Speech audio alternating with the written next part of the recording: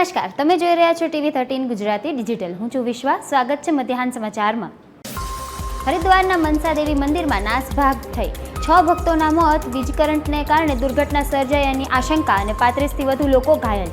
SDRF, સ્થાનિક police અને બચાવ ટીમો ઘટના સ્થળે રાહત કામગીરી માટે તૈનાત. ભારત યુકે વચ્ચેના વેપાર કરાર પર PM મોદીએ આપ્યું મોટું નિવેદન. કહ્યું, FTA એ ઐતિહાસિક છે અને સાથે જ વિશ્વનો વિશ્વાસ ભારત પર વધી રહ્યો છે. આ કરાર વિકાસશીલ ભારત વિઝનને ઝડપ આપશે. ભારતીય વિદેશ મંત્રાલયે થાઇલેન્ડ અને કેમ્બોડિયા સરહદી તણાવ પર આપ્યું મોટું નિવેદન. જણાવ્યું કે ભારત બંને દેશોની પરિસ્થિતિ પર નજીકથી નજર રાખી રહ્યું છે. સાથે જ બે દેશોને ભારતીય દૂતાવાસે હેલ્પલાઇન નંબર પણ આપ્યા. અમેરિકામાં એક મોટી વિમાન દુર્ઘટના ટળી. ટેકઓફ દરમિયાન વિમાનના લેન્ડિંગ ગિયરમાં આગ લાગી ગઈ હતી અને વિમાનમાં 179 મુસાફરો સવાર હતા, પરંતુ પાયલટની ચતુરાઈથી બધાને સુરક્ષિત બચાવવા શક્ય બન્યા. હાલ FFAએ તપાસ શરૂ કરી.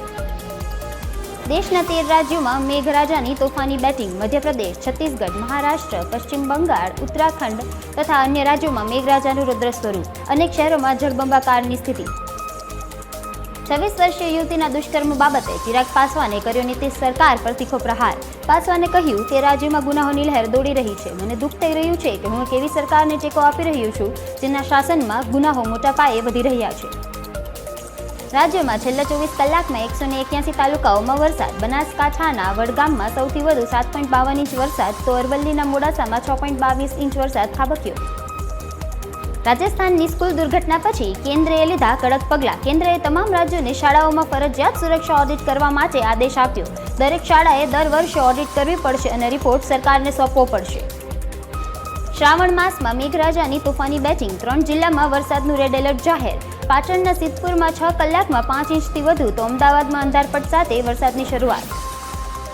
NCERTના અભ્યાસક્રમમાં ઓપરેશન સિંદૂરનો સમાવેશ કરવામાં આવ્યો. વિદ્યાર્થીઓને ભણાવાશે ભારતીય સેનાનો ઇતિહાસ. ભારતીય સેનાના શૌર્ય અને રાષ્ટ્રીય પ્રેમને દર્શાવતું આ મોડ્યુલ છે જે પાઠ્યપુસ્તકમાં હવે સામેલ થશે.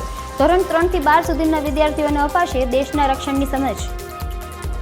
મધ્યાહન સમાચારમાં હાલ આટલું જ. જોતા રહો TV13 ગુજરાતી ડિજિટલ.